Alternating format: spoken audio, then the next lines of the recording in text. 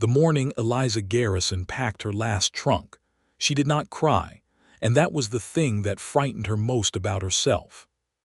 She had cried plenty in the 3 years she had spent in Caldwell, Kansas, cried when her father's sawmill burned to cinders in the drought summer of 1879, cried when her mother took the fever the following winter and never recovered, cried when she buried what remained of the life she had imagined for herself in this cracked, sun-scorched territory that had promised so much and delivered mostly grief. But on this particular morning in the spring of 1882, with the birds just beginning their racket outside her boarding house window and the smell of trail dust already sharp on the breeze, Eliza found that her tears had finally run dry. What remained in their place was something harder, more deliberate, and far more dangerous than grief. It was resolve.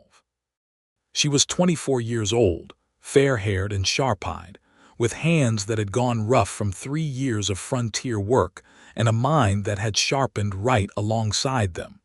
She had come to Caldwell from St. Louis as a girl of 21, following her father's dream of a new life on the Kansas frontier, convinced that the wide-open land held something magnificent for people willing to endure its harshness. She had endured. Lord knew she had endured, and now she was done. The train west to Dodge City and then north to Abilene would carry her to a connecting line that could take her all the way back to St. Louis, where her Aunt Clara still kept a tidy house on Maple Street, and had written twice this past winter to say that Eliza was always welcome. Eliza had enough money saved from her work as a seamstress and part-time schoolteacher to cover the fare with a little left over.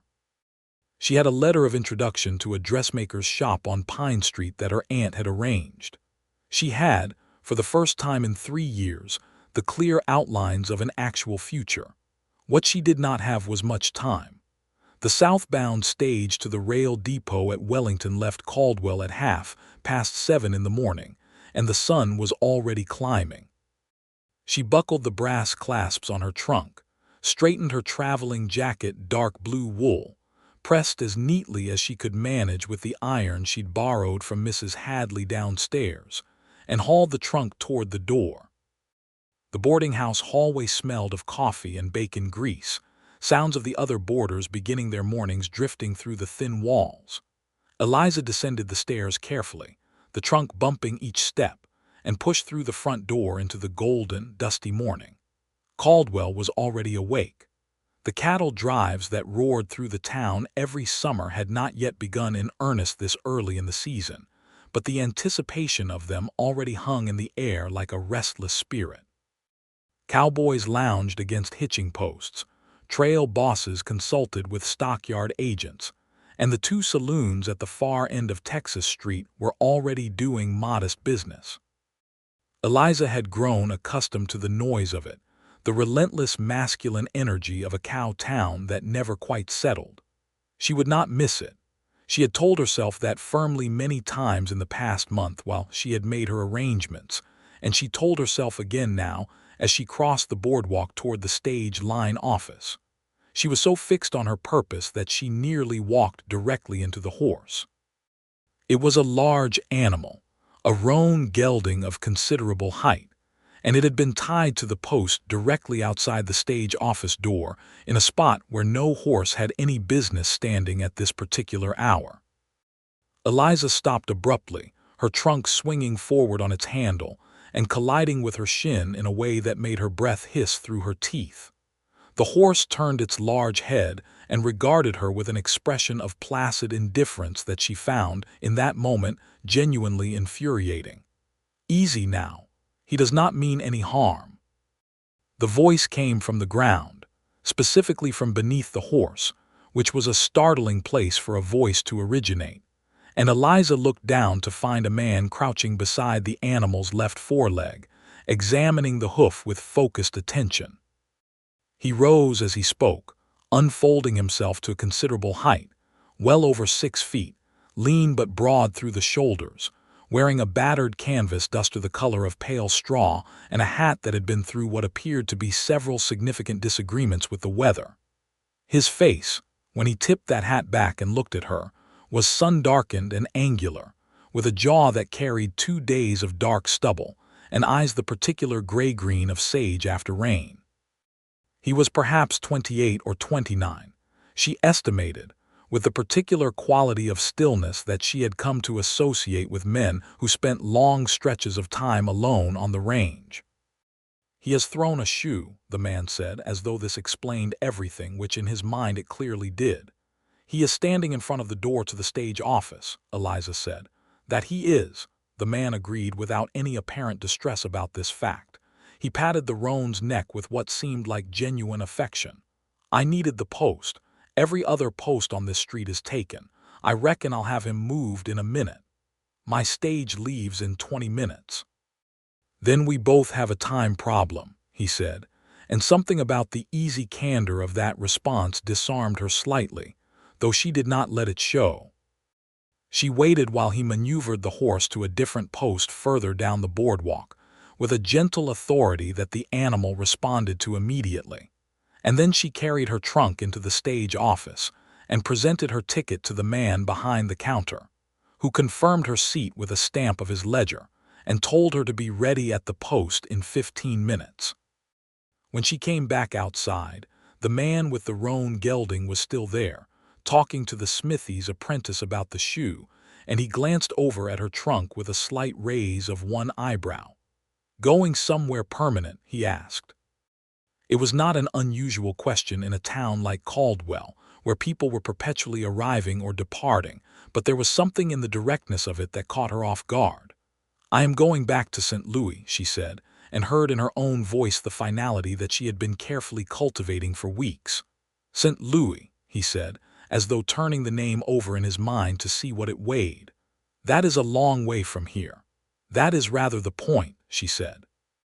He looked at her for a moment with those sage-colored eyes, and she had the odd sensation of being genuinely seen, not in the familiar way of frontier men who looked at a young woman and catalogued her usefulness or availability, but in a more searching way, as though he were reading something written in small print. It was slightly uncomfortable. She was accustomed to being underestimated, and she was not quite prepared for the alternative.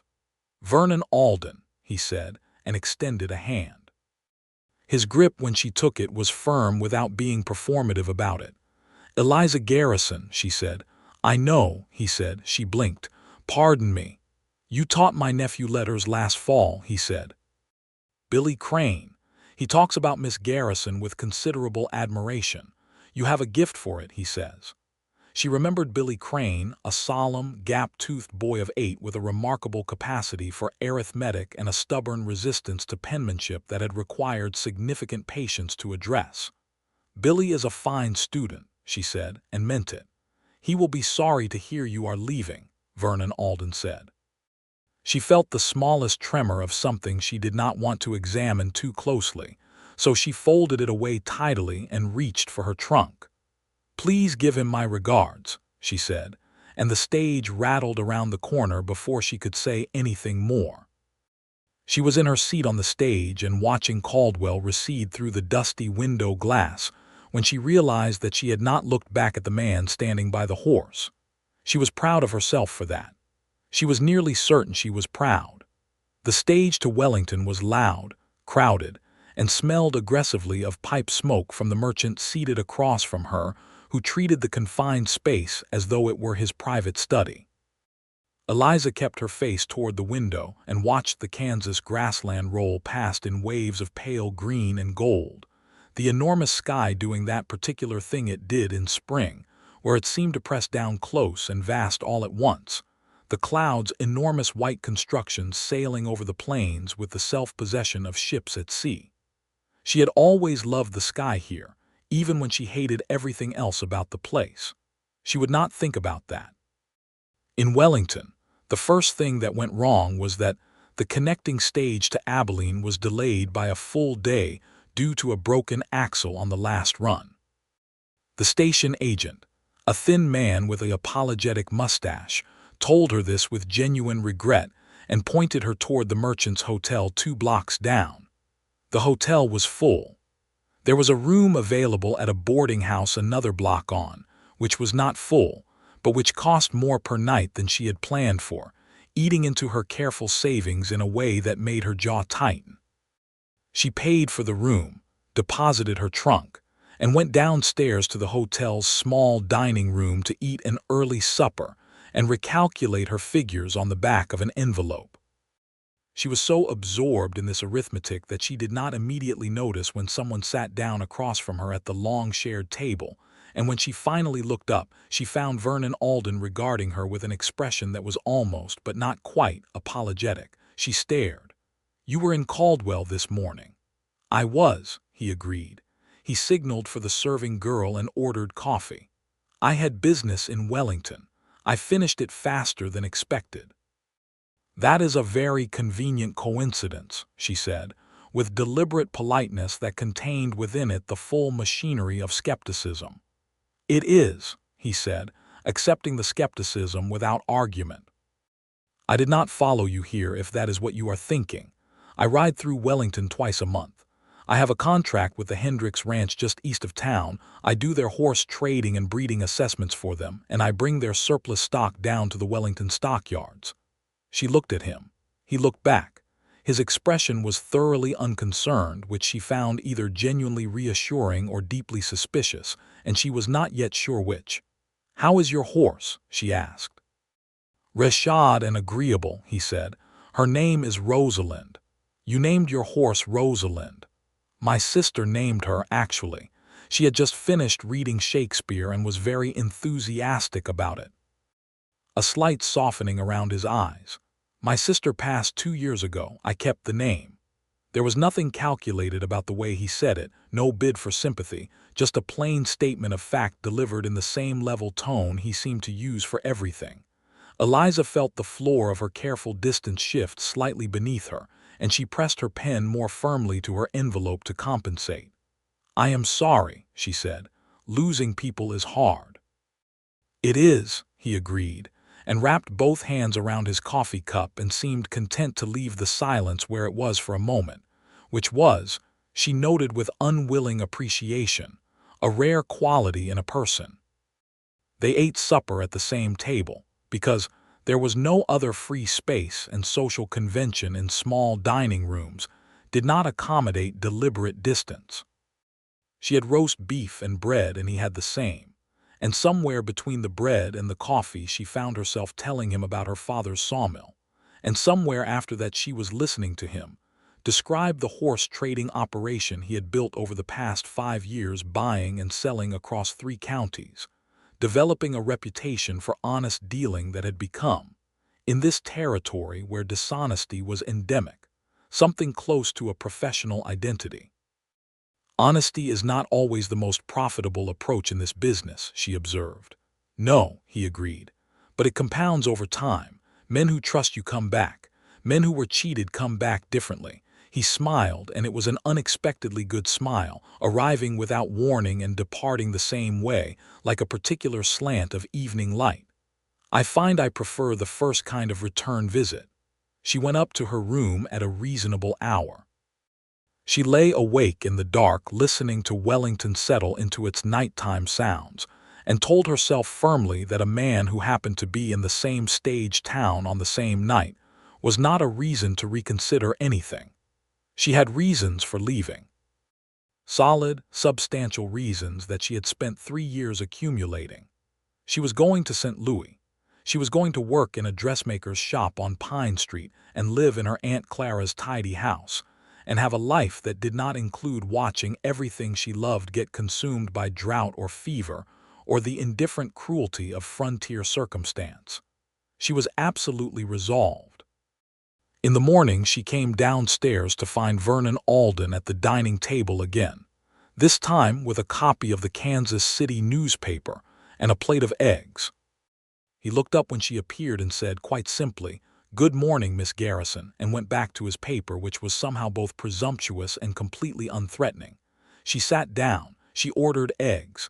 The stage, it turned out, would not be ready until the afternoon. "There is a fair market in the square today," he said, without looking up from the paper. "Local farmers. They have been known to have excellent early strawberries." She looked at him. "Are you suggesting I spend the morning at a market?" I am suggesting that waiting in a boarding house dining room until afternoon is a less pleasant way to spend time than walking around a market in reasonable spring weather," he said. He set the paper down and looked at her with the same direct quality she had noticed the morning before, except that in the different light of this morning, without the complication of a horse between them, it was more pronounced and rather more disarming. "I could also simply leave you to your waiting if you prefer. I am not trying to be an inconvenience." "You are not an inconvenience," she said, and was slightly startled to realize she meant it. They went to the market. The strawberries were, as advertised, excellent, small and intensely red, sold by a farm woman in a yellow apron, who told them with considerable pride that her husband had cultivated a special variety that produced earlier than the common kind. Vernon bought a paper cone of them and held it out to Eliza without ceremony, and she took one and ate it, and the sweetness of it after all the dust and bread of the past day was so vivid that she made a small involuntary sound of pleasure which embarrassed her. "They are very good," she said, recovering her composure. "They are," he agreed, eating one himself. "My mother used to make preserves. We had a jar of them every winter.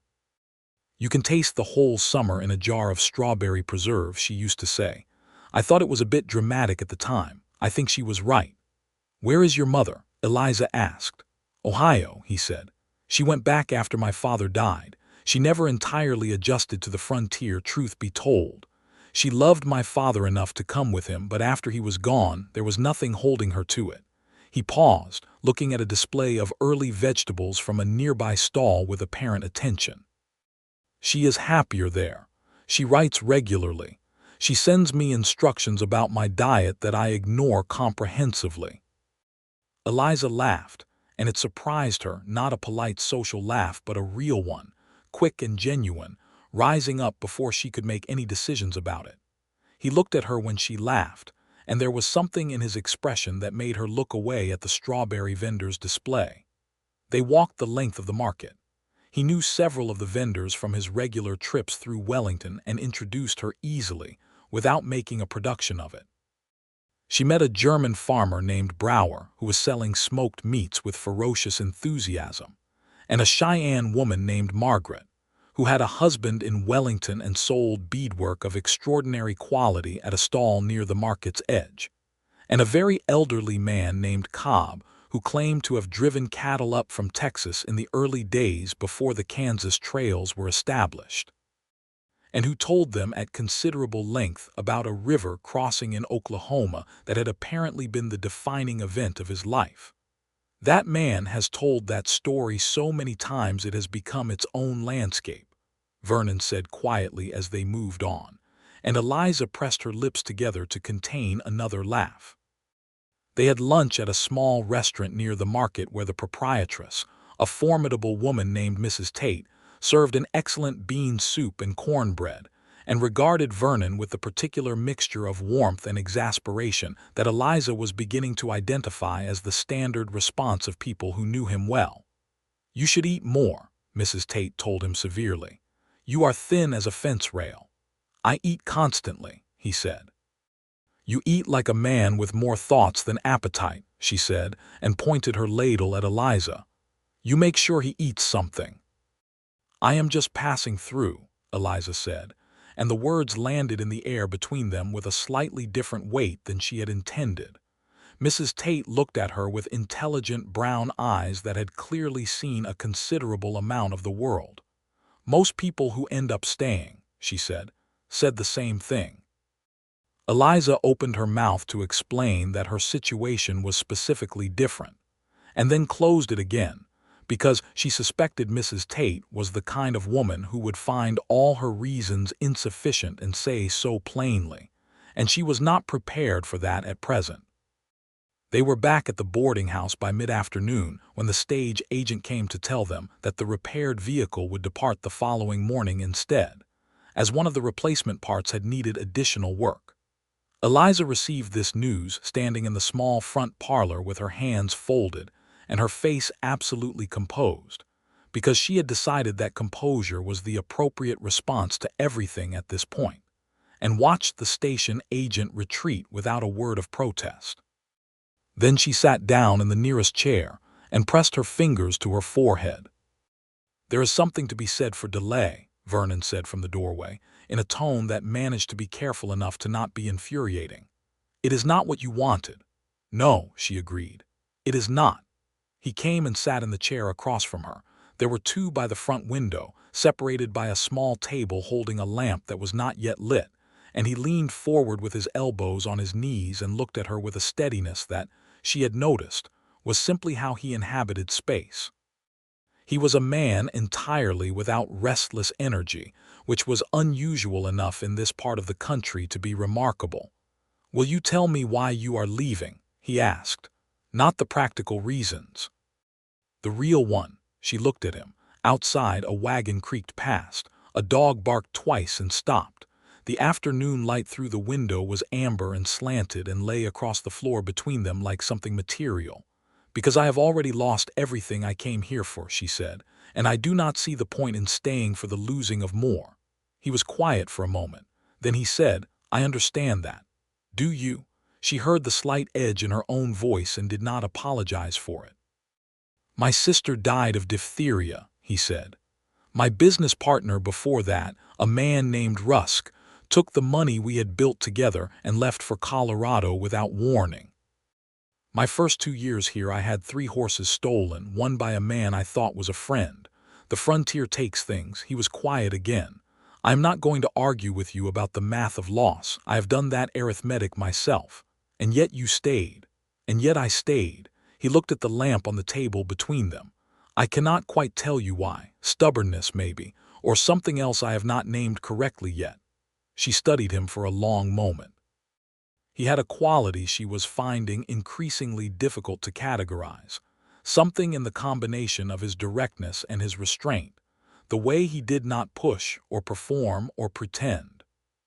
She had met men on the frontier who were gentle, and men who were strong, and men who were kind in the transactional way of people who wanted something. But she could not remember meeting one who was simply present in this unhurried, undemanding way, as though he had all the time that existed and was content to spend it here. "What kind of horses do you trade?" she asked, because she needed to steer the conversation somewhere less exposed. He accepted the change without comment. "Primarily working stock," he said. "Quarter horses, some thoroughbred crosses for ranchers who want speed. I have a particular interest in Andalusian bloodlines. There are some remarkable animals in the Spanish tradition that have been in the Southwest since the Mission period, and those bloodlines produce extraordinary stamina." His voice had changed slightly as he spoke, warming in a way that told her this was a genuine passion and not a professional recitation. "Rosalind is 3/4 Andalusian. She is the most intelligent horse I have ever owned. She remembers places she has been and anticipates routes. She has an opinion about everything." "She sounds terrible," Eliza said. He smiled again, that quick arriving and departing smile. "She is magnificent," he said. That evening he asked if she would like to walk to see the sunset from the rise just east of town, which he said offered a view of the Chicaskia River Valley that was worth the 15-minute walk. She agreed because the boarding house was small and the parlor was occupied, and she was not yet tired enough for sleep, and she would have agreed to a walk anywhere at that point simply to be moving. She told herself that firmly. They walked east through the early evening, the prairie stretching out in all directions in that particular way it did at this hour, the gold deepening into amber and then into something that had no exact name in any color chart she had ever seen. The river was a dark thread in the valley below, the cottonwoods along its banks picking up the last light and burning silver against the darkening eastern sky. She stood beside him at the crest of the rise and looked out at it and felt something shift and move deep in her chest, something she had been keeping carefully still for a long time. "It is beautiful," she said. She meant it completely, and the completeness of it surprised her. "Yes," he said quietly. She glanced at him. He was looking at the view, not at her, the last light doing something complicated to the planes of his face, and she had the sudden, uncategorizable thought that she had not looked at a person and felt this particular kind of attention in a very long time. She looked back at the river. They stood there for a while without speaking. The stars appeared while they stood, first one, then three, then a spreading scatter of them, the Milky Way eventually resolving overhead in that astonishing abundance that the Kansas sky produced far from any town large enough to dim it. Eliza had forgotten in the misery of the past year that the sky did this. She had stopped looking up.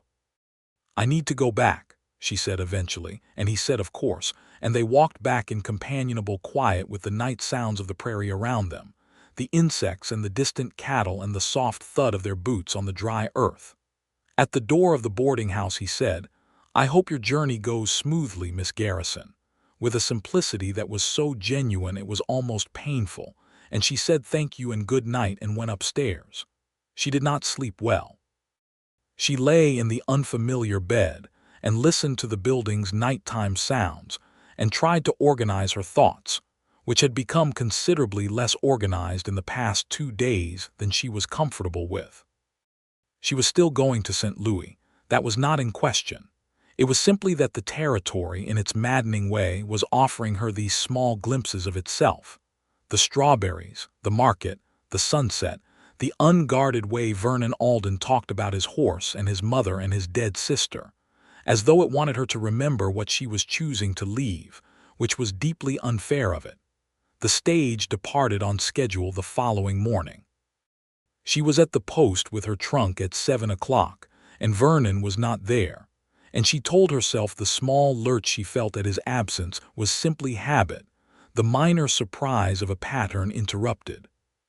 The other passengers were a cattle buyer from Wichita, a woman returning to her family in Abilene after visiting a sick sister, and a minister of indeterminate denomination who spent the journey reading his Bible with total absorption. Eliza watched Kansas go past the window again and tried to hold on to St. Louis in her mind, the brick buildings, the river, Clara's parlor with its floral wallpaper and its shelf of novels. In Abilene, there was a wait of 4 hours for the eastbound connection. She spent the first hour at the depot, the second walking through Abilene streets, which were considerably livelier than Wellington's and considerably more chaotic than she remembered from her one previous visit.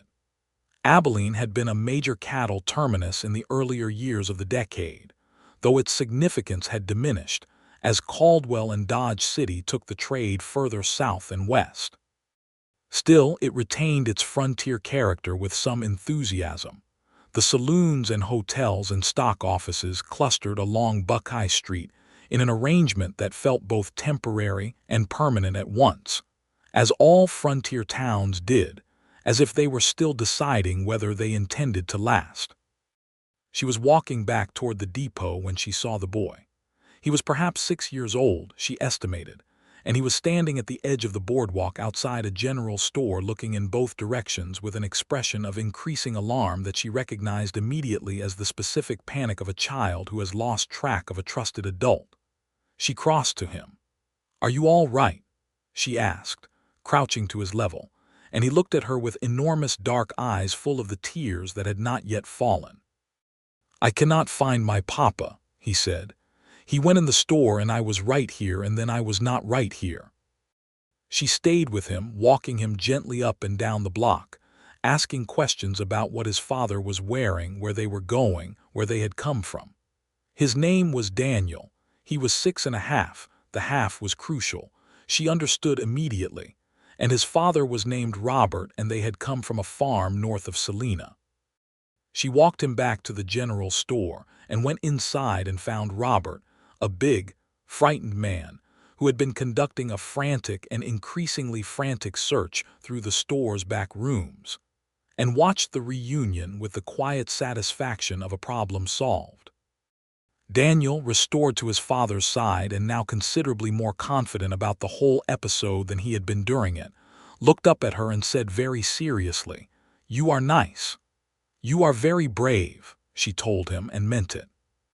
Robert shook her hand with feeling and said she was a godsend, and she said it was nothing, and walked back to the depot with an odd warmth in her chest that she recognized as the particular satisfaction she had always gotten from teaching, the specific pleasure of being useful to a young person in a moment that mattered. She sat at the depot and thought about Billy Crane and his stubborn penmanship, and then about the other children in her small classroom last fall, Annette Delacroix, who had a gift for reading that had made Eliza's heart expand with vicarious joy, and Thomas Whitfield, who was slow with letters but could calculate figures in his head faster than she could with paper, and little Sarah Mapps, who drew pictures in the margins of her slate that were detailed and imaginative enough to make Eliza stop and look at them seriously. She had loved that classroom. She had not let herself think about how much she had loved it.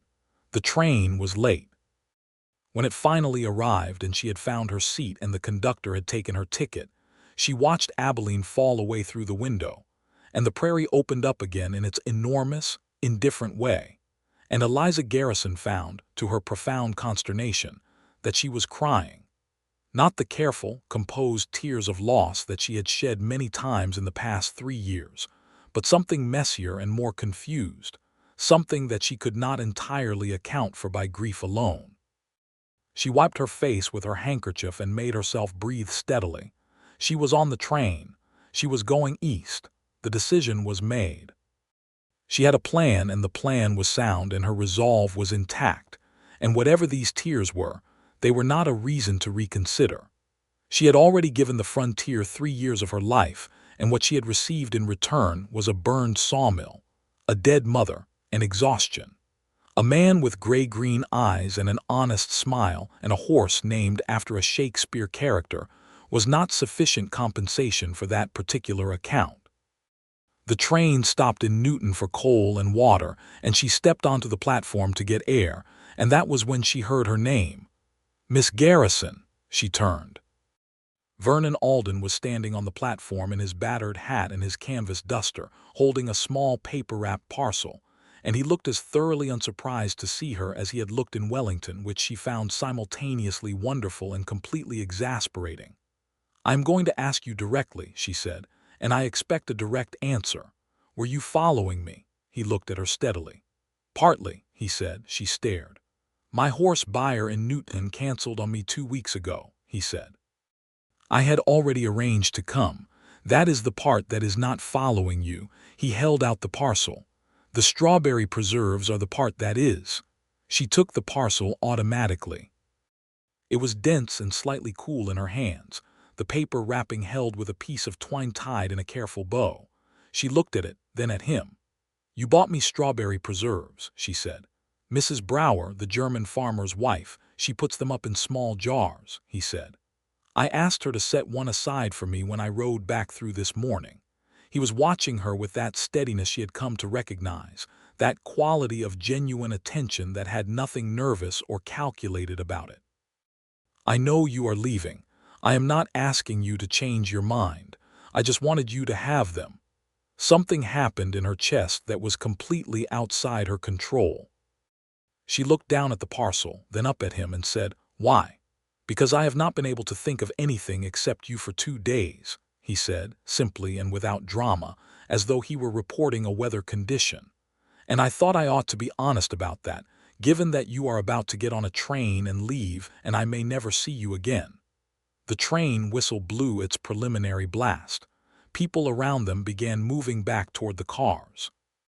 She stood still on the platform with the parcel of strawberry preserves in her hands and looked at Vernon Alden, and felt the full weight of the decision she was standing at the center of, pressing in from all sides. "You barely know me," she said. "That is true," he said. "I know that you are patient with children and quick with strangers and braver than you give yourself credit for. I know that you love this sky even though it costs you something to admit it. I know that you are leaving because the frontier hurt you, and I think that is a reasonable thing to do." He paused. "I also know that I would like very much to know more." The final whistle sounded. The conductor called for boarding. She looked at him. He waited with that extraordinary, unhurried patience and did not say anything more. "I have a ticket to St. Louis," she said. "I know," he said. "I have a plan." "I believe you entirely," he said. "I cannot stay just because of a jar of strawberry preserves," she said. "No," he agreed. "You cannot." She looked at the train. She looked at the horizon beyond the platform, the vast and impossible Kansas sky going on and on into the late afternoon. In that way, it had of making everything feel simultaneously small and important. And she looked at the parcel in her hands, and she thought about Billy Crane's stubborn penmanship, and Annette Delacroix's extraordinary reading, and the sunset over the Chicaskia River, and a man talking about his horse with a warmth in his voice that was entirely unguarded. "Give me one reason," she said, "one real reason to stay." He was quiet for a moment, not performing thought but actually thinking the way he did everything with genuine attention. Then he said, "Because you are not finished here yet. You think you are because the frontier took things from you, but you are not finished, and I think you know that." She looked at him for a long moment. The train was moving. It was not moving fast yet, but it was moving, the great mechanical patient thing beginning its momentum toward the east, toward St. Louis, toward Pine Street and her aunt's floral wallpaper. She stepped off the platform. She was not entirely sure, afterward, how to describe what happened in the seconds when she made that decision.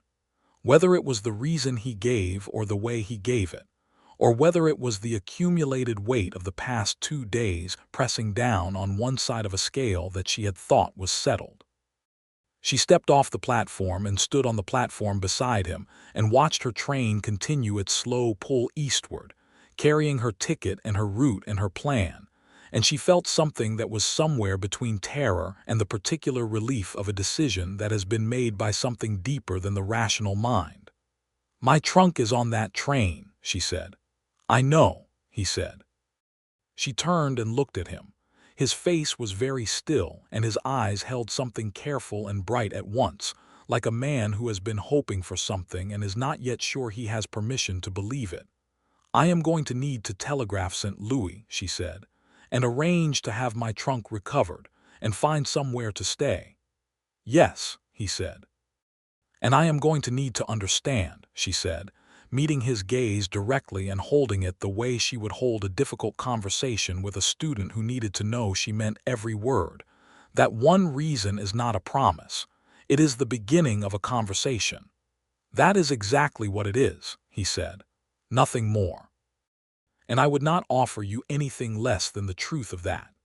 She looked at him for another moment, in which the platform was empty around them, and the train was a receding sound, and the late afternoon light lay across everything like amber glass.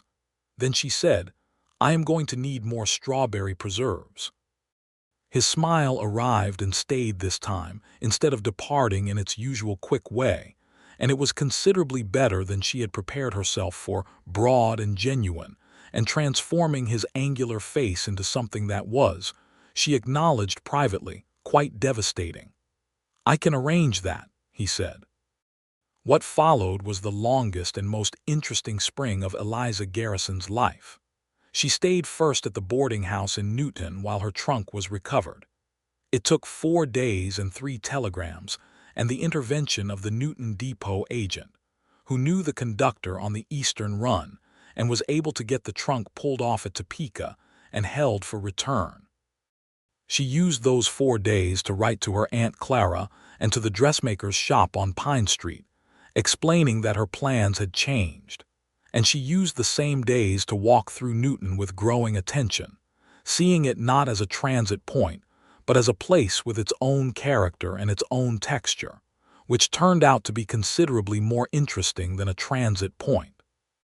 Newton had been a significant trail terminus in the early 1870s, before the railroad moved the cattle trade south, and it still carried the residue of that history, a complicated, layered town, with German and Swedish immigrant communities settled into small farms around its edges, a Mennonite congregation that had built an extraordinary meeting house on the north end of town, and a street pattern that suggested ambitions that had outgrown themselves and then settled into something more modest and livable.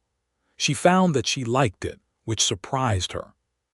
Vernon came and went during those 4 days, conducting his horse business with the buyer who had not after all canceled, but had merely changed his schedule. And he made a point each evening of finding her for supper, whether at the hotel dining room or the smaller restaurant 2 blocks over that did a remarkable fried chicken on Thursdays. They talked across those suppers in the way that she had not talked with another person in a very long time, about books and history and the politics of Indian Territory, about horse breeding and teaching, and the particular challenges of building a life in a place that seemed designed to resist permanence. He was, she discovered, genuinely well-read for a man whose formal education had ended at 14, when he had gone to work with his uncle's hauling business in Ohio. He had a habit of acquiring books when he came through towns and reading them in evenings and on the trail, and his range was eclectic and unsystematic in the way of a person who reads for pleasure rather than credentials. Shakespeare, hence the horse's name. She now understood history, natural science, and an enthusiastic if somewhat uncritical consumption of newspaper serial fiction that she found both endearing and mildly alarming. Walter Scott, she said when he mentioned a serial he had been following with apparent engagement. "What is wrong with Walter Scott?" he said, with the patient tone of a man prepared to defend a position. "Nothing is wrong with Walter Scott," she said. "He is simply extremely romantic in a way that is not always entirely accurate about how things actually work. That is what I like about him," he said, and there was nothing self-conscious about it. She looked at him across the table and felt something warm and complicated move through her that she had been very carefully managing for several days, and was finding increasingly difficult to manage at all. They rode out together on his horse-trading route on the 5th day, she on a borrowed mare from the livery and he on Rosalind, who had indeed an opinion about everything, and expressed it through a comprehensive vocabulary of head movements and ear positions that Vernon interpreted with apparent fluency. Eliza watched him with the mare he was assessing at the first ranch they visited, a gray quarter horse cross of considerable quality, and saw in him the same quality she had noticed in his dealings with Billy Crane's memory, with Mrs. Tate, with Margaret the beadwork seller. A complete, undivided attention to the thing in front of him, no part of his focus held in reserve. "She has a slight weakness in the left hind," he told the rancher, a man named Gooding, without apology. "You would want to have that assessed before using her heavily on rough terrain. For flatland work she is excellent." Gooding looked at him. "Every horse trader I have met tells me an animal is perfect." "Then every horse trader you have met is lying to you," Vernon said pleasantly. "The mare is a good animal. I am telling you what she is, not what you want to hear. What you do with that information is your business." Gooding bought the horse. He also bought a second one that Vernon had brought for assessment, and he did it with the deliberate satisfaction of a man who has been given the unusual experience of being told the truth by someone in a profession where truth is scarce. "That happens every time?" she asked, riding back toward the road. "Not every time," he said, "but often enough. People are hungry for straightforwardness. There is not enough of it." She thought about that for a while, with the prairie going past on both sides and the sky enormous overhead and Rosalind making her views about the pace clear through a series of communicative ear positions that Vernon addressed with a mild, I know, that made Eliza smile at the empty horizon. By the end of the second week, she had returned to Caldwell. She had not made a formal decision about this. It had simply resolved itself in the logic of practical necessity. Her position at the school was technically still open, because the school board had not yet managed to find a replacement. She still had her room at Mrs. Hadley's boarding house because she had paid through the end of the month before leaving, and Mrs. Hadley, a capable and unsentimental woman, had assumed her early departure might not be permanent, and had not yet relet it. Eliza walked back into both the school and the room with the odd sensation of returning to a country she had declared herself exiled from, and finding the border still open. The school board, represented by 3 men who arrived at Mrs. Hadley's parlor in a slightly sheepish delegation, asked her to stay on for the remainder of the term, which ran until the end of June. She said yes with a simplicity that surprised all four of them. Vernon's work took him back and forth across the territory to Wichita and Wellington, and as far west as Dodge City on occasion. But he made his way through Caldwell with a regularity that she suspected was not entirely coincidental with his business needs. He was transparent about this when she asked him directly. "I have no contract in Caldwell this week," he said. "I am here because I wanted to see you." She found this directness both wonderful and slightly alarming, the way anything real tends to be when you are not yet accustomed to it. She managed it by finding them activities. She showed him the school, and he stood at the back of the room during an afternoon lesson with the quiet attention of someone genuinely interested, watching her manage 15 children of varying ages and abilities across a single classroom with the kind of organized flexibility that required the simultaneous application of several different kinds of intelligence. Afterward, walking back toward the main street, he said, "You are remarkable at that. Teaching." She said, "Yes," he said. "The way you pitched your voice for Thomas when he was losing his concentration, and then changed it entirely for the Maps girl without making it obvious you were doing it differently, that is a skill that very few people have." She stopped and looked at him. "You notice that?" "I notice most things," he said.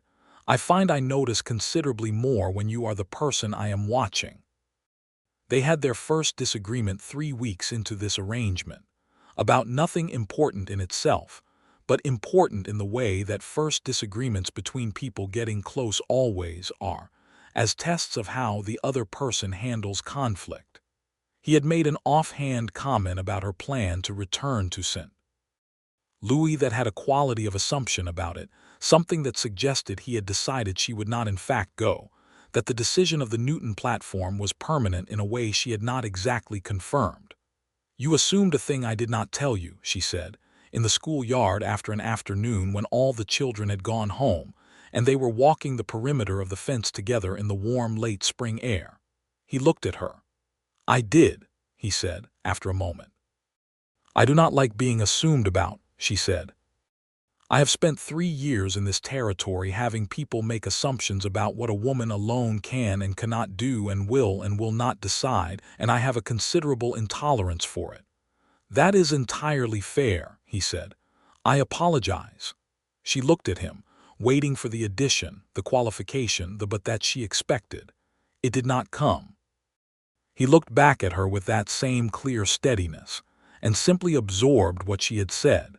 And the absence of the but was so unexpected and so complete that she felt something in her chest unhook itself from a particular tension that she had been carrying around so long she had stopped noticing it. "I'm still not certain about everything," she said more quietly. "I want you to know that." "I know that," he said. "I'm not asking you to be certain. I'm asking you to let me be present while you figure it out, that is all." She looked at the fence line, at the short spring grass pushing up between the boards, at the long shadow she and he threw together across the schoolyard in the late afternoon sun. "That is not a small thing to ask," she said. "No," he agreed. "It is not. But I think it is an honest one." She did not answer directly. She walked the rest of the fence with him in silence, and when they reached the gate she said, "Come to supper on Friday. Mrs. Hadley allows boarders to have guests in the dining room on Fridays." He said he would. He came on Friday, and on subsequent Fridays, and she began to visit the small ranch east of town, where he kept his own horses when not on the road, 5 acres of decent grass beside a creek, a serviceable but not impressive house that he had built himself with the help of his nephew Billy's father, and a barn that was considerably better constructed than the house, which told her something accurate about his priorities. Rosalind was there, along with 3 other horses, and a gray cat of enormous self-possession named George, who had arrived uninvited 2 years ago and declined to leave. "George does not like most people," Vernon told her the first time the cat came and sat directly on her lap without invitation. "George has excellent taste," she said, scratching behind the cat's ears, and Vernon laughed a real laugh. She was learning to distinguish between the polite social variety and the real one was rare and worth considerably more. June arrived with the full force of a Kansas summer, the heat settling in like an unwelcome guest with no intention of leaving.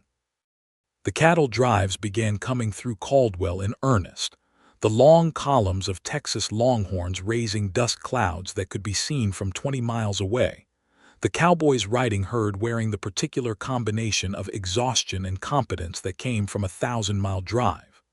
The town transformed with their arrival, the saloons and hotels filling, the streets loud and chaotic in a way that was simultaneously exciting and exhausting. She finished the school term on a Friday in late June, with a small ceremony that Mrs. Hadley had helped her organize, complete with readings by the older students and a piece of music performed by Annette Delacroix on a borrowed fiddle that was so unexpectedly beautiful it made two of the parents wipe their eyes quietly and one of them less quietly. Billy Crane, she noticed with genuine pride, read his piece, 3 sentences about the prairie in the style of the newspaper columns they had been studying, in a clear, careful hand. She shook each child's hand as they left, which was a habit she had from her first year of teaching and saw no reason to abandon, and when she came to Billy she told him that he was going to be an exceptional young man, and he looked at her with the solemn gravity of 8 years old and said, "I know you know my uncle." "I do," she said. "He talks about you," Billy said, and then seemed to decide that was sufficient and shook her hand with the formality of someone conducting an important negotiation and went to find his father. Vernon was waiting outside.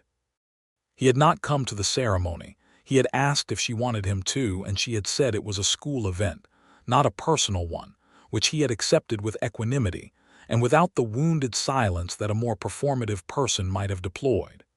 He had been out with a new set of horses he was breaking for the Henderson Ranch, and he had the loose, easy tiredness of a man who has done physical work he is good at. "How was it?" he asked. "It was wonderful," she said, and meant it entirely, and the completeness with which she meant it told her something she had been slowly understanding for 2 months, but had not yet fully named.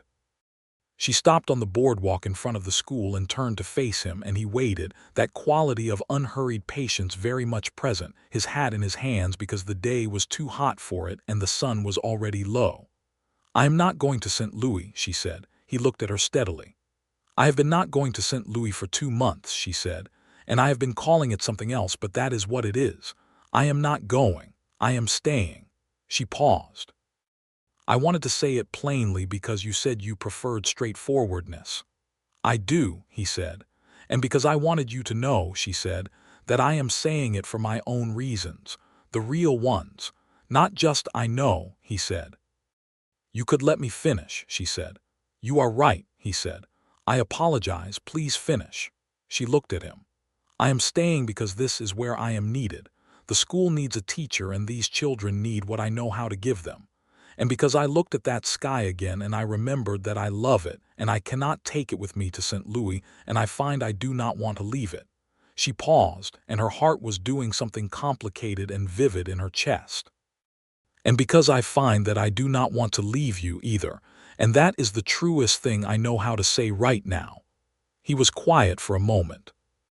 The sun was on his face, and the hat was still in his hands, and he looked at her with that gray-green gaze that had been honest with her from the first conversation about the horse blocking the doorway. "I find," he said carefully, "that I would very much like to give you specific reasons to stay for the rest of your life. I think," she said, "that I would like to hear them." He stepped forward and she did not step back. And when he kissed her there on the boardwalk in front of the school in the long summer evening, with the cattle drive noise at the far end of town and the smell of dust and dry grass on the air, it was neither hesitant nor hasty, simply present and complete, the way everything he did was. They were married in October, when the summer heat had broken, and the prairie had gone gold and amber in a way that caught the light at every angle and made the whole world look burnished.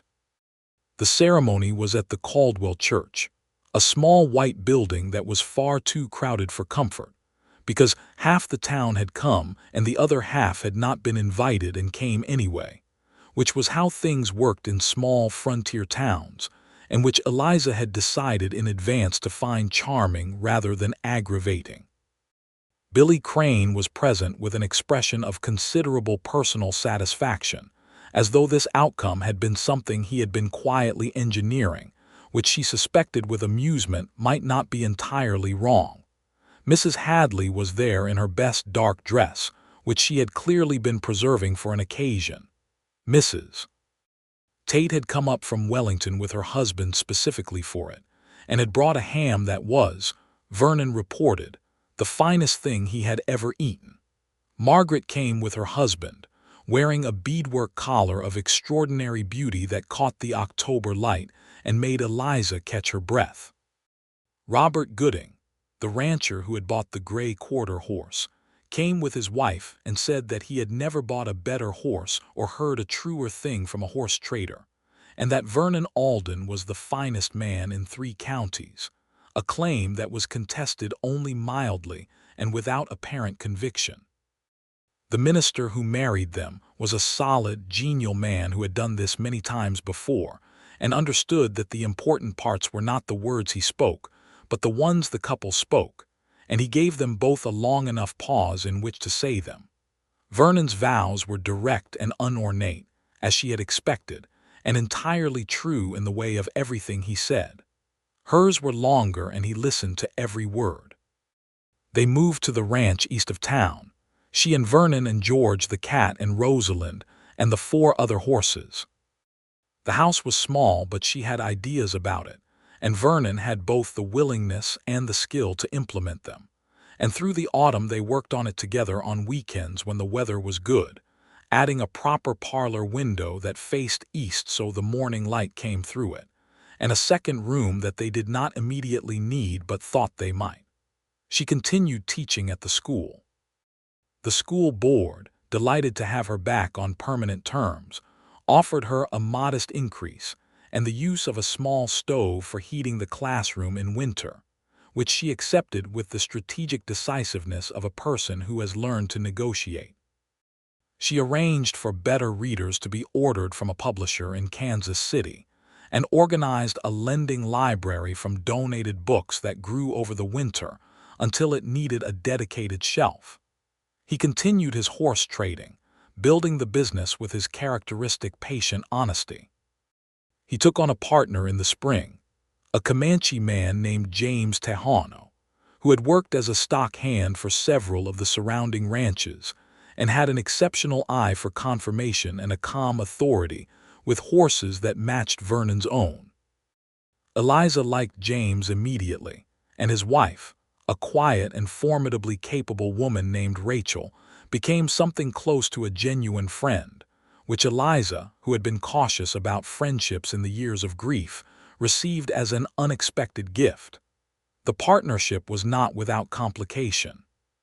Some of the ranchers in the territory were unwilling to deal with James on the same terms they dealt with Vernon, an injustice that was both common and inexcusable, and which Vernon addressed with flat, businesslike refusal. He would not conduct the business on those terms, full stop. He lost 2 clients over it and gained 3 others who found the clarity of the position appealing. James said of this with the dry economy of a man who has navigated such waters for a long time, "You are very loud about being decent." "I find that helps," Vernon said. "It helps you," James said. "For me it is simply Tuesday." Eliza heard this exchange and thought about it for a long time, about the architecture of fairness and who bears the weight of it in different bodies, and wrote a letter to the school board about the curriculum, and about whose history was being taught in the classroom and whose was being left out. The school board received this letter with a mixed response that required several follow-up conversations, but eventually resulted in some concrete changes, which satisfied her sufficiently to continue on that front while accepting that the full frontier of that particular work was considerably wider than one classroom. The winter of 1882 into 1883 was hard. A sustained cold snap in January dropped temperatures to what the old-timers said were the lowest in a decade, and 3 of their horses had to be brought into the barn and kept there for 2 weeks, which created a domestic situation of considerable complexity involving George the cat, who had strong opinions about the horse's presence near his personal territory and expressed them with an aggression disproportionate to his size. The cold also brought illness through the community, nothing as severe as the fever that had taken Eliza's mother, but enough of it to make her careful and to make Vernon insistent about her warmth and rest in a way she found simultaneously touching and mildly oppressive. "I am not fragile," she told him, when he had for the 3rd time in 2 days appeared at the schoolhouse door at the end of day with an extra blanket. "I know you are not fragile," he said. "I simply prefer you warm." "Vernon, you lost your mother to winter fever," he said, very quietly. "I cannot help that I think about that. If it is excessive, tell me and I will be less obvious about it. But I will not stop thinking about it." She looked at him in the doorway of the schoolhouse with the cold pressing in behind him and the lamplight of the classroom making his face warm and clear, and the thing that moved through her was too large for its name. "Less obvious," she said, "but you do not have to stop." In March she understood that the 2nd room was going to be needed. She told Vernon on a Tuesday evening after supper, simply and directly, because that was how she did everything important. He sat very still for a moment, and then he put his face in his hands, not in grief but in the specific posture of a person overwhelmed by something for which being still is insufficient but there is no adequate action available. Then he looked up at her with his eyes bright and his face open in a way she had seen only a few times before. "Are you all right?" he asked. "Are you feeling well?" "I am feeling very well," she said. "I am feeling more than adequately well." "Good," he said. He reached across the table and took her hand, and held it without saying anything more for a long time, in the warm kitchen with the fire going and George on the windowsill, and the winter prairie outside the glass, vast and quiet under its last snow. The boy arrived in November of 1883, on a clear cold morning when the light on the plains had the particular quality of fine crystal, sharp and beautiful, and seemingly without limit. He was a healthy, angry, excellent child, who announced his arrival with a volume that convinced everyone in the immediate vicinity that his lungs were in perfect order. They named him Samuel for Vernon's father, which Eliza had proposed and Vernon had received with the particular kind of quiet that meant something mattered very much. Billy Crane visited when Samuel was 4 days old and regarded his new cousin with the evaluative seriousness of a 9-year-old considering an investment. "He is very red," Billy said. "He will improve," Vernon said. "When will he be interesting?" Billy asked. 2 years, Eliza said. "Maybe 18 months if he takes after his father." Billy seemed to find this a reasonable timeline and accepted a piece of Mrs. Hadley's cake, which she had brought along with the specific authority of a woman who attends life events with cake the way other people attend them with prayers. Rachel Tejano came with her husband and brought a beaded blanket of such beauty and warmth that Eliza kept it specifically for Samuel's use and later, when it had passed through several years of determined small child attention, repaired it herself with the patient care of something irreplaceable. The years that followed had the quality of real life, which is to say they were not uniformly luminous or uniformly difficult, but were instead a long, textured, breathing thing with both kinds present in proportions that shifted and changed with the seasons. The business grew steadily. The school grew too. The community was expanding, more families coming to the territory each year. And by 1885, Eliza had organized a campaign for a 2nd classroom and a 2nd teacher, which the school board eventually approved after negotiations that she approached with the patience and strategic calm of someone who has learned that important things take longer than they should. She and James's wife Rachel built a genuine friendship over those years, meeting for tea on Thursday afternoons when their respective schedules allowed, and talking with the directness that both of them preferred about everything from the difficulties of the school board to the specific personalities of the horses, to the complicated textures of raising children on the frontier. Rachel had 2 daughters of her own, and Samuel adored them with the comprehensive enthusiasm of a small child who has found his people. Vernon was a father the way he was everything else, with complete, unhurried attention. He could be found in the evenings reading to Samuel with the same seriousness he brought to reading himself, adjusting the material to the boy's comprehension without condescending to it, and Samuel responded by becoming, by age 3, a child who asked questions about everything with a persistence that was occasionally exhausting and permanently endearing. He had his father's directness and his mother's precision, which was either a very effective combination or a slightly alarming one, depending on the situation. In the spring of 1886, a second child arrived, a daughter, which neither of them had specifically predicted, though both of them had privately hoped for both, as people generally do. They named her Clara, for Eliza's aunt in St. Louis, who received the news by telegraph with a reply that Eliza kept for the rest of her life.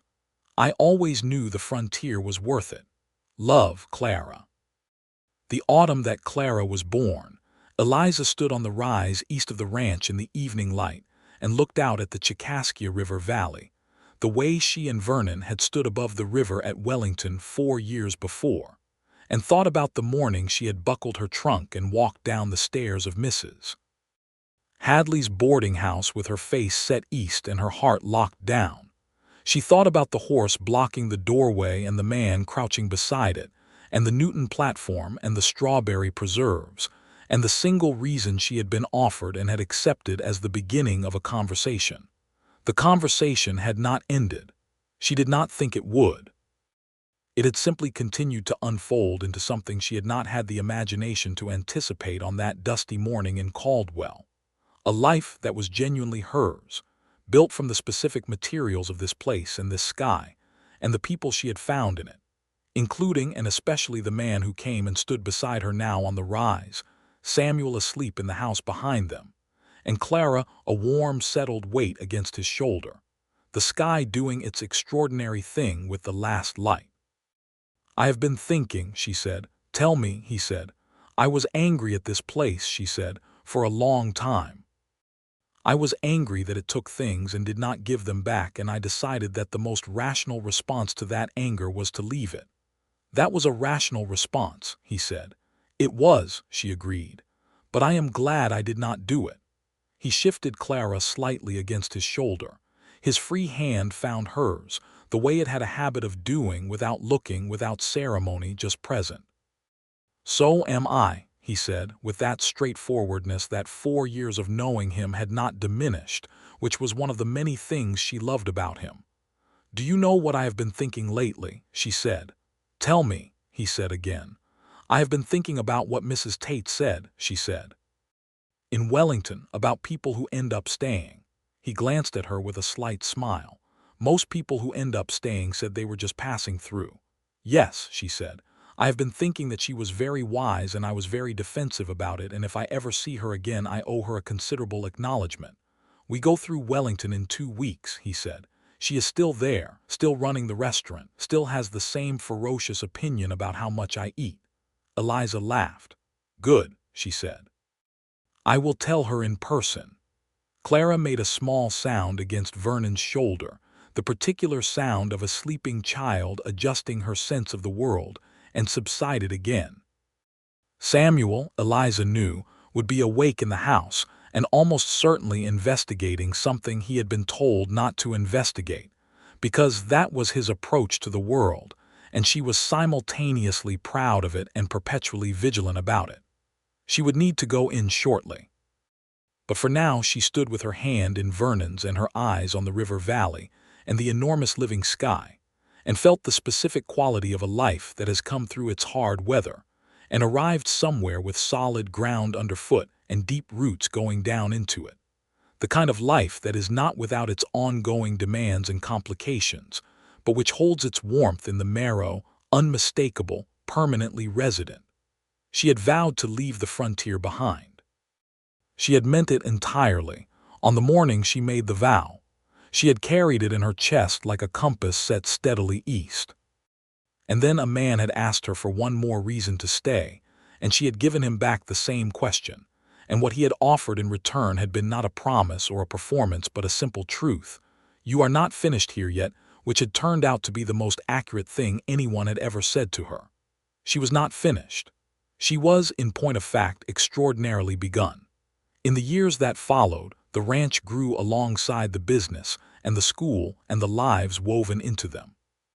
Samuel Alden, at age 4, developed his father's methodical interest in horses and could be found regularly in the barn in quiet consultation with Rosalind, who was 11 now, and had moderated her opinionated communication to a distinguished rumble of commentary that she seemed to reserve especially for the boy. George the cat, of improbable longevity, maintained his position as undisputed domestic authority well into the decade, and was succeeded eventually by 2 younger cats of similar personality, whom Samuel named without consultation governor and judge, names which Eliza found funnier than she admitted. Clara Alden grew into a child of ferocious charm and analytical intelligence, with her mother's precision and her father's quality of paying total attention to everything, and she made her way through the world with the particular confidence of someone who has been genuinely loved from the beginning and knows it. She and Samuel had the specific dynamic of siblings 2 years apart in age, a combination of genuine alliance and comprehensive rivalry that kept every room they were in interesting. Eliza's school continued to grow. She brought in a second teacher named Miss Prentice in 1886, a young woman of 22 from Topeka who turned out to be both excellent at her work and good company, and who stayed in Caldwell for 3 years before marrying a stockyard agent and moving to Wichita, which gave Eliza the opportunity to go through the entire process again with a new hire, one Mr. Arlen Booth from Lawrence, who was very good with the older children and entirely baffled by the younger ones in a way that required occasional intervention. She managed all of this with the same organized flexibility she had brought to the single classroom era, and found that the administrative dimension of it, which she had not anticipated, was genuinely interesting to her. The challenge of building a system that held together and that served the full range of people it was meant to serve. She also wrote a letter to the Kansas State School Superintendent in 1887 about the conditions of frontier schoolrooms and the inadequacy of the standard curriculum for the specific population of frontier communities, which included children from immigrant families, German, Swedish, Czech, and children from indigenous families navigating a world that was changing around them with a speed and violence that the standard curriculum not only failed to address but actively misrepresented. The letter received a formal and somewhat bland acknowledgement, which she followed up with a second letter and then a third, and eventually a visit from an assistant superintendent who spent 2 days in Caldwell being educated in the specifics by Eliza in a series of conversations that she conducted with the patient thoroughness of a teacher who knows her subject. Real change came slowly, and not in all the ways she pushed for, and she was honest with herself about the proportion of what she achieved against what she intended, which was smaller than she wanted but larger than nothing. And she decided, in the practical calculus of a woman who had spent years learning to work within the limits of the available while pressing against them continuously, that this was sufficient to keep going. Vernon watched all of this with the same quality he had always brought to watching her: genuine attention, genuine admiration, the particular pride of a person who has understood from the beginning that the remarkable thing is remarkable in its own right and belongs entirely to itself. "You should run the whole territory," he said one evening, coming in from the barn to find her at the table with papers spread around her, the lamp burning low, and her expression the specific one she wore when she had identified a problem and was fully engaged with solving it. "I would be efficient at it," she said, without looking up. "You would be extraordinary at it," he said, and poured her a cup of coffee from the pot on the stove and set it near her hand and said nothing more, because he knew when to speak and when to be present, which was, she thought, as she reached for the coffee without looking up from her papers, one of the many specific ways he was remarkable.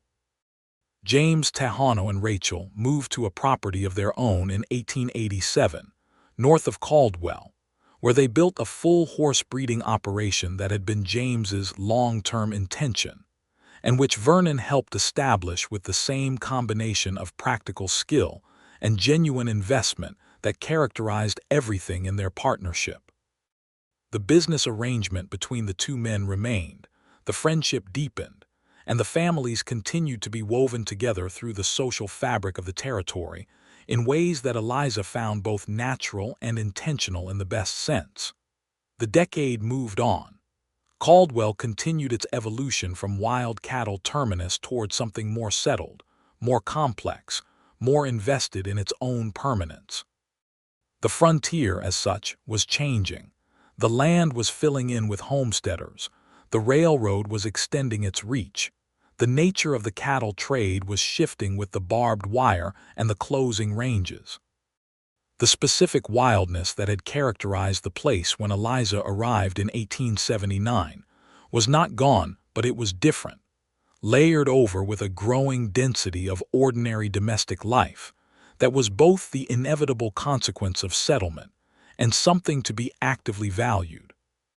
She stood at the front of her classroom in the spring of 1889 and looked at 32 children of varying ages, backgrounds, and abilities, and felt the thing she had felt at the beginning of every school term for 7 years, which was a quality of readiness and purpose that had never diminished and which she had come to understand as specific to her. Not every person's purpose, but hers, clearly and completely. On the walk home that afternoon, she went past the spot where the boarding house had been. It had become a general goods store in the intervening years. The building expanded and reshaped, and she thought about the morning she had walked down the stairs with her trunk and her resolve, and felt the strangeness of time, the way the present moment always contains the whole architecture of what came before it, visible if you look the right way.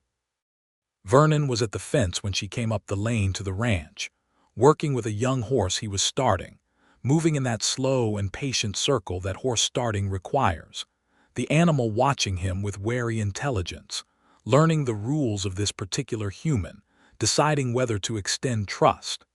She stopped at the gate and watched for a few minutes without calling out, because it was one of her private pleasures watching him work with horses, watching the specific quality of care he brought to it. He saw her and stopped, letting the young horse stand, and came to the gate. He looked tired in the good way of someone who has done satisfying work.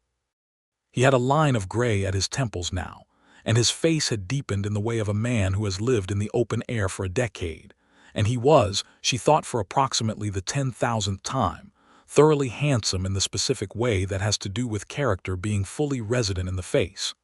"Good day," he asked. "Very good day," she said. "Annette Delacroix, the girl I told you about, the one with the extraordinary reading gift, she is sending her own daughter to the school next fall. I met the child today. She is 4 years old and she can already spell 12 words. He smiled. "Going to keep you busy." "I certainly hope so," she said, and opened the gate and came through it, and he kissed her there in the lane the way he had been kissing her for 7 years, which was to say entirely and without reservation, and as though there were no particular reason to do it quickly. "I have something to tell you," she said against his cheek. "Tell me," he said, which was what he always said, which she always loved. "We are going to need the third room," she said.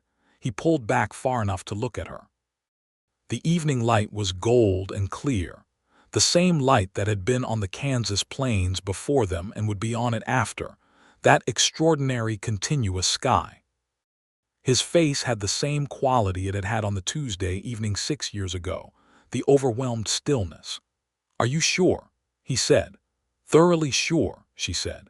He put his arms around her and held her there in the lane with the young horse watching them from inside the fence and the evening settling over the prairie and the smell of grass and dust, and the particular warmth of a life so fully inhabited it had become its own country. She could feel his heartbeat, steady as it always was, the specific rhythm that she knew so completely she could find it with her hand in the dark without searching. "I love you," he said, which he said often and always meant. "I know," she said. "I love you exactly the same." The third room was built before the winter, and the child, a second son, arrived the following April with considerably less drama than Samuel had brought to his entrance, as though he had observed the family operation from his vantage point and decided to integrate smoothly. They named him Henry, and Samuel regarded him with the careful protective attention of an almost 6-year-old, given something important to look after. And Clara, at 4, had very specific opinions about the correct management of a baby brother that she communicated with great authority to anyone who would listen. The ranch settled into the full, complicated, irreplaceable texture of a home that has been lived in long enough to hold the lives of everyone in it. The kitchen table with its particular grain, and the scrape marks from Samuel's earliest explorations of household woodworking.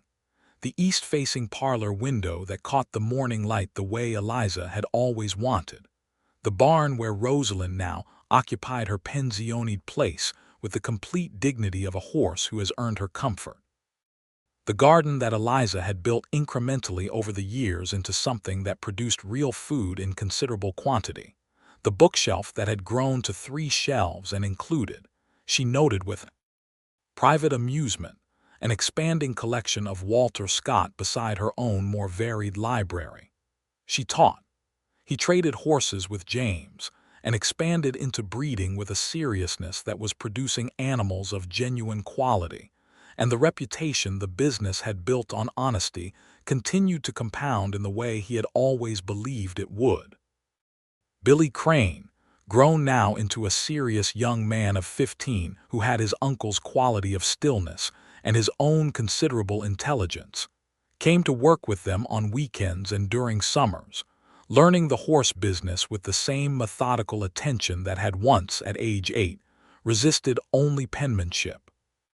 In the evenings, when the children were in bed and the house had settled into its nighttime breath, they sat together at the kitchen table or in the parlor, depending on the season, and talked or were quiet in the specific companionable silence of people who have built something real between them and no longer require noise to sustain it. She read. He read. Sometimes they read aloud to each other, which had begun as an experiment and become a habit that she valued out of all proportion to its simplicity.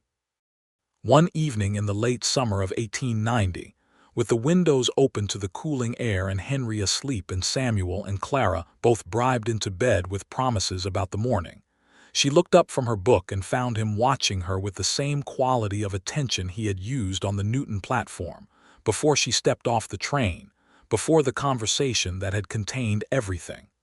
"What are you thinking?" she asked. He was quiet for a moment in the way that meant he was thinking the thing through rather than reaching for an easy answer. "I am thinking," he said, "that I am exactly where I want to be." She looked at him in the warm lamplit kitchen, this man she had married, with the gray at his temples and the lines around his eyes and the quality of complete, settled, genuine presence that was the thing about him that had reached her first and remained with her always. "So am I," she said. Outside the open window, the Kansas night was enormous and dark and full of stars, the same stars that had been there the evening they stood above the Chicaskia River and she had begun, without knowing it, to change her mind. The prairie stretched away in every direction, vast and various and full of the particular beauty that she had loved before she could afford to say so, and which she had never once stopped loving in all the years between. She had packed her trunk on a morning in spring with dry eyes and a locked heart, and a plan that was solid and sensible, and would have made her life small in ways she could not have afforded to recognize at the time. She had been offered one more reason to stay, and she had demanded to hear it before she decided, and the reason offered had been true and had held. She had stayed, and the life that had grown from that staying was not simple or without its grief and its difficulty and its ongoing demands, but it was deeply, specifically, irrevocably hers. It had the smell of the prairie in its walls and the sound of her children's breathing in its rooms and the warmth of a man's honest love running through it like a current, steady and sustaining and real. She was not sorry for a single day of it. Not one. She turned back to her book and Vernon turned back to his, and the lamp burned warm between them. And outside the great Kansas night went on in all directions, patient and extraordinary, holding them in it the way it had always held everything. The trails and the cattle and the grief and the courage and the love without preference, without condition, simply present, simply enormous, simply there. And they were there in it, and that was enough, and it was more than enough, and it was exactly right.